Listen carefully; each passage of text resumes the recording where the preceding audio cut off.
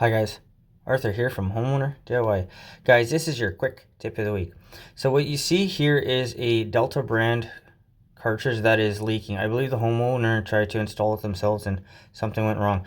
Guys, check out the description because I have done this exact same cartridge replacement in my own place. So you'll see what professional work looks like. But what we're going to do is figure out why this is leaking. The first thing to do is to block the drain, and then with a Phillips screwdriver remove the two screws.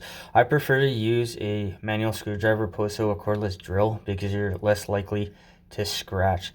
But take both of the screws out, and then after that is done, there is an Allen key that is right underneath the handle, and that needs to be removed. So the handle can be removed before the trim plate, which I am currently taking the screws out for. There is a set screw that holds the handle on. It's right underneath the horizontal portion of the handle. This is going to be an Allen key. For this model, this is Imperial, but it's always good to have Imperial and metric Allen key sets for anything.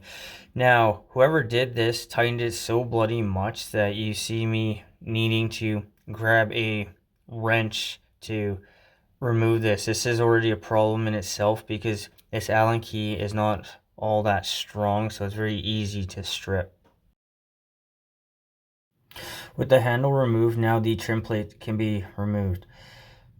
What I realize is that the trim plate has been siliconed on to the wall. You have two screws to hold this in place. If you're going to silicone anything, maybe just the very top, but really, as long as there's a foam gasket, there's no reason to silicone it. So here I'm going to use a flathead screwdriver to gently pry off the trim plate. If you have to do this, also be careful that you don't scratch the trim plate because it's only plastic. With the trim plate removed, there are integrals, which are integrated stops, on the left and the right side. So what you need to do is take a flathead screwdriver and then screw in the integrated stops, the integrals, until they stop. So it's going to be this typical righty-tighty, lefty-loosey. If you don't shut off the stops, then when you take out the cartridge, you're going to have water spewing out everywhere. Next, the nut that's holding the cartridge in needs to be removed.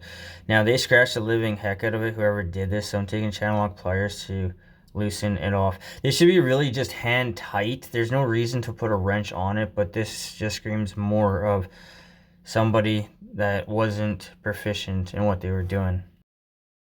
Normally, it would be easy to take out the cartridge, just wiggle it out, but I think because they tightened the nut down so much, that the cartridge is stuck. So in this case, I'm going to take a small flathead screwdriver and gently pry the cartridge out.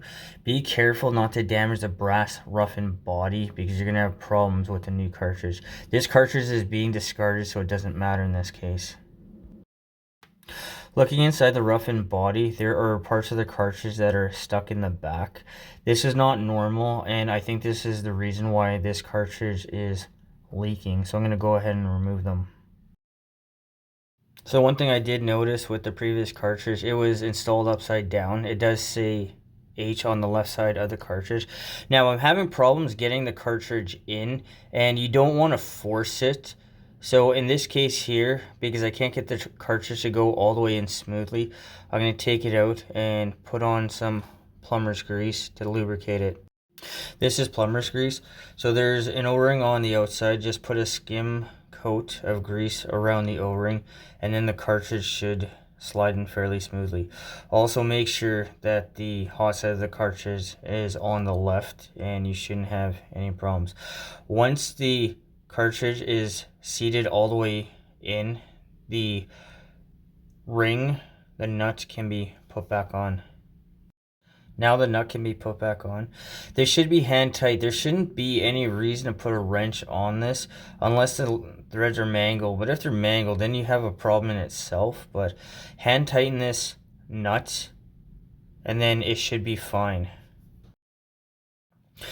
Now the integrals can be opened. So turn them all the way to the left. When you back it all the way out, make sure that you give it a quarter turn back in, just so nothing will seize to the body of the valve here. And this will be typical with any type of globe style or a spinning style, not a quarter turn type of valve. So I put the original cartridge back in and it's still dripping. I wasn't sure if the cartridge was just not installed correctly, but since it's still dripping, what I'm going to do is I'm going to replace this cartridge with the new one that I bought. I don't know why this one is dripping. I don't know if there's some type of concealed damage, but after trying this, it didn't work, so it's time to replace this cartridge with a new one. Since the old cartridge is still dripping, I'm going to remove it and replace it with a new one. So the steps to remove the cartridge will be the same as I did the first time. This is the old cartridge, the one on the left, and then you see the new cartridge. So the parts in the very back of this cartridge are inside this cartridge, and here you can see the comparison. Once again, I don't know if there's some type of damage to the cartridge on install or why this happened, but this is the problem here. I've installed a new cartridge. What I'm going to do is put the handle on and I'm going to test the cartridge to make sure that it is working and not dripping. There's no point in putting all the trim back on just to realize you have the same problem. The integrals are open, so now I'm going to test.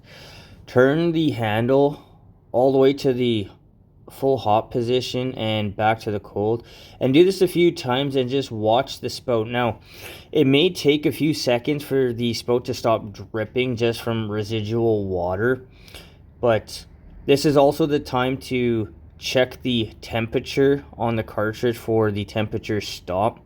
Whatever they may have it from the factory may not be warm enough, and if you don't set the temperature via the stop, you may get a complaint later on. Now I'm setting the temperature stop. So at the 12 o'clock position, you can't see it, but it says hotter to one side, colder to the other.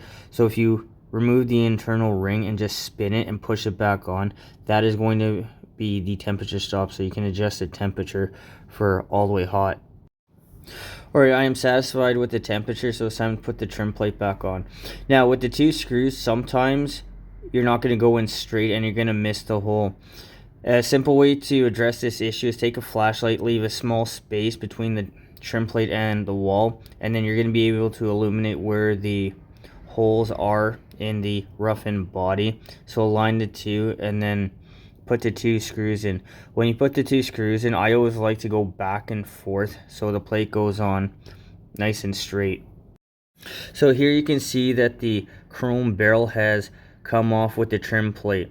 So there is normally an O-ring that will add resistance, so it will stay nice and firm. This is something else I also noticed with this, where this chrome barrel was moving back and forth, and this is just another one of the many signs that whoever installed this wasn't qualified to do so. I don't think you can get another one of these rings without buying a whole new roughened body or trim kit. I don't know which part it comes with, but this will now always jiggle back and forth, which is not going to affect performance, but it's just another thing of this could have been done better.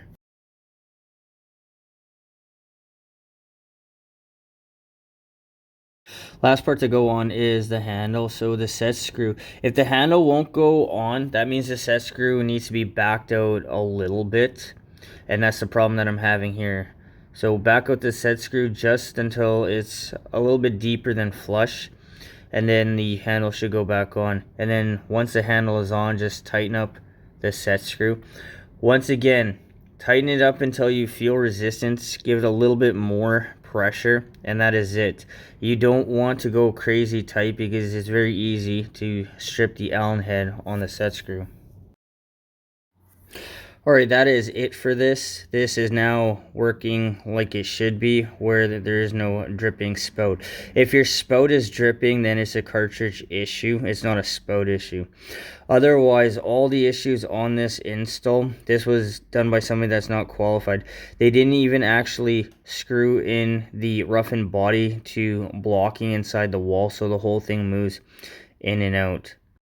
Alright, so that covers the 1300 series Delta cartridge style. This is a simple job that you can do on your own with minimal tools. Guys, that is your quick tip of the week.